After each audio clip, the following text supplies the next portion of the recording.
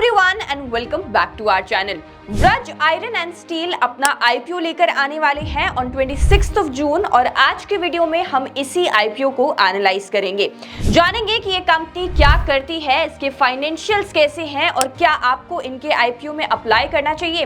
Video में GMP यानी कि ग्रे मार्केट प्रीमियम के बारे में भी बात करेंगे और देखेंगे क्या उसके हिसाब से आपको ये आईपीओ लिस्टिंग गेन्स दे सकता है या फिर नहीं। वीडियो को एंड तक जरूर देखिएगा और अगर आपने अभी तक हमारे चैनल को सब्सक्राइब नहीं किया है तो प्लीज हमारे चैनल को सब्सक्राइब कर लीजिए, बेल आइकन को भी प्रेस कर दीजिएगा ताकि ऐसी और आईपीओ एनालिसिस वीडियो को आप बिल्कुल भी मिस ना करें।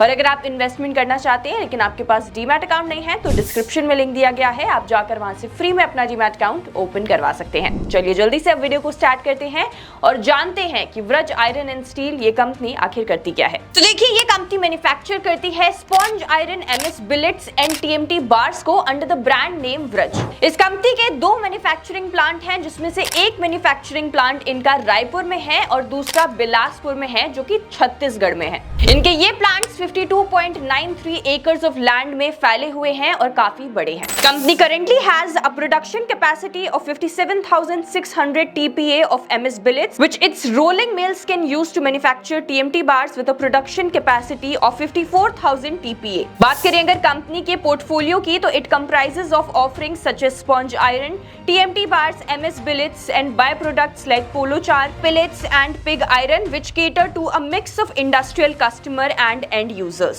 तो देखिए अगर आपको समझ में आ गया कि व्रज आयरन एंड स्टील का क्या काम है और किस तरीके से उनका बिजनेस ऑपरेट करता है तो चलिए अब जल्दी से जान लेते हैं कि इनके फाइनेंशियल्स कैसे हैं। तो देखिए अगर फाइनेंशियल की बात करें तो इनका revenue increased by 24.87% and profit after tax rose by 88.12% between the financial year ending 31 March 2023 and 31 March 2022।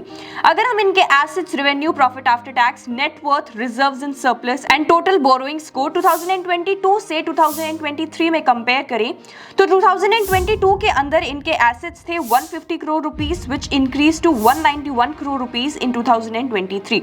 अगर हम रेवेन्यू की बात करें तो revenue was 414 crore rupees in 2022 which increase to 517 crore rupees in 2023। Profit after tax की बात करी जाए तो 28 करोड़ रुपीस का प्रॉफिट आफ्टर टैक्स था इनका 2022 के अंदर which increase to 54 crore rupees in 2023। Net worth की अगर बात करी जाए तो 87 करोड़ रुपीस का नेटवर्थ इनका 2022 में था which increase to 140 crore rupees in 2023।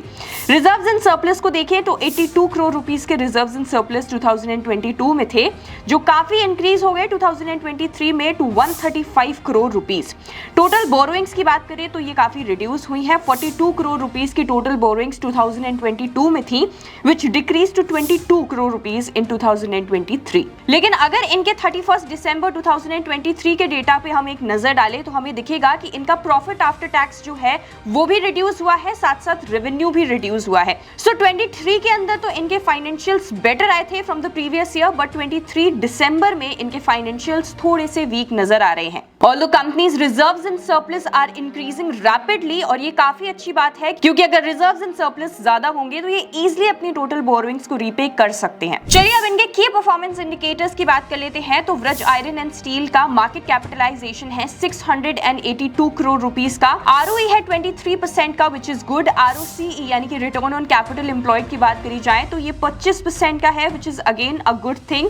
Date to equity 0.27 का है, रिटर्न ऑन नेटवर्थ 23.78%। अगर हम प्राइस टू बुक वैल्यू की बात करें तो ये है 2 एंड पैट मार्जिन यानी कि प्रॉफिट आफ्टर टैक्स मार्जिन की बात करें तो ये है 3% का। हम इनके अर्निंग पर शेयर को देखें तो ये 21 का है और अगर हम इनकी प्राइस टू अर्निंग्स को देखें तो ये है 9 का। अगर हम इस कंपनी के price to book value ratio को इनके पीयर से कंपेयर करें तो इनका एक पीयर है Sharda energy and minerals limited जिसका प्राइस टू बुक वैल्यू 0.23 है। वहीं एक और इनका पीयर है Godavari power and Ispat limited जिसका प्राइस टू बुक वैल्यू है 3.49 का।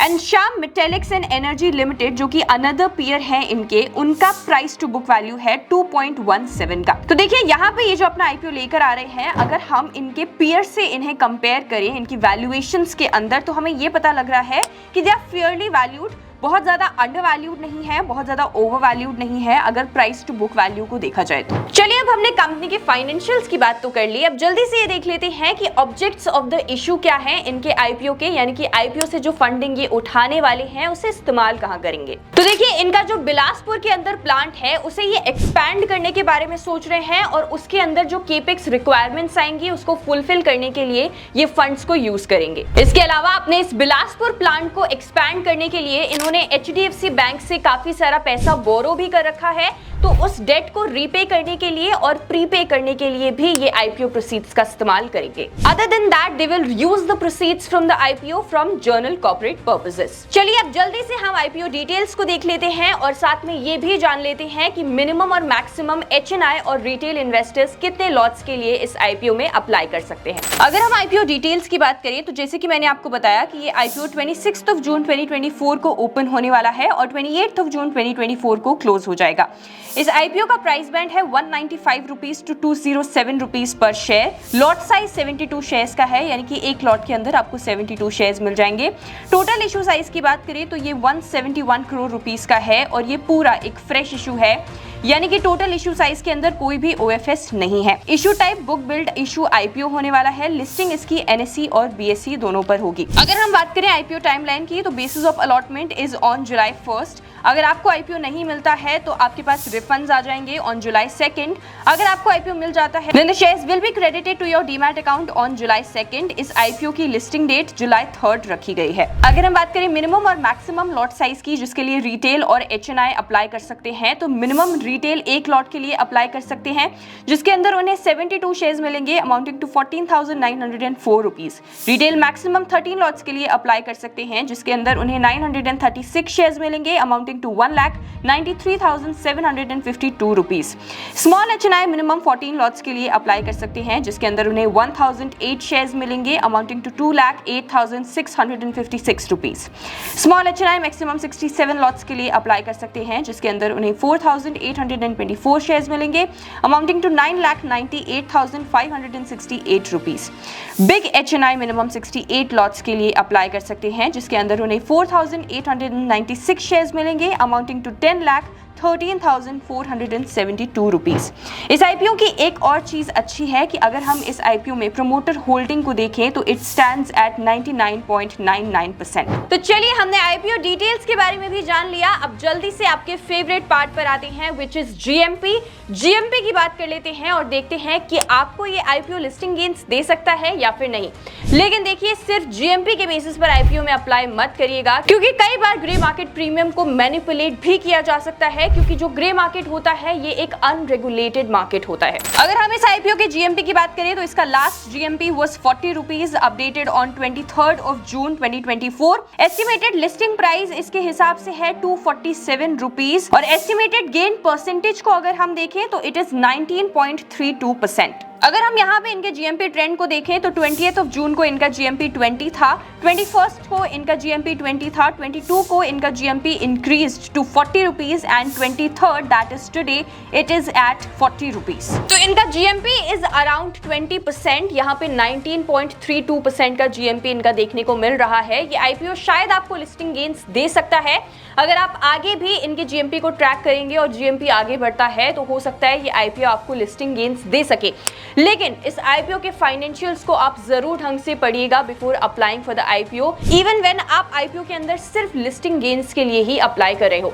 लॉन्ग टर्म पर्सपेक्टिव से अप्लाई करने के बारे में सोच रहे हो तो आपको और भी ज्यादा डीप एनालिसिस करनी चाहिए और कंपनी के डीआरएचपी पेपर्स यानी कि ड्राफ्ट रेड हेरिंग प्रोस्पेक्टस को भी पढ़ना चाहिए। चलिए अब आप इस आईपीओ में अप्लाई करेंगे या नहीं हमें कमेंट्स में जरूर बताइएगा और इसी और आईपीओ एनालिसिस और रिव्यू वीडियोस के लिए हमारे चैनल को सब्सक्राइब करना बिल्कुल मत भूलिएगा। Thank you so much for watching. I will see you in the next video.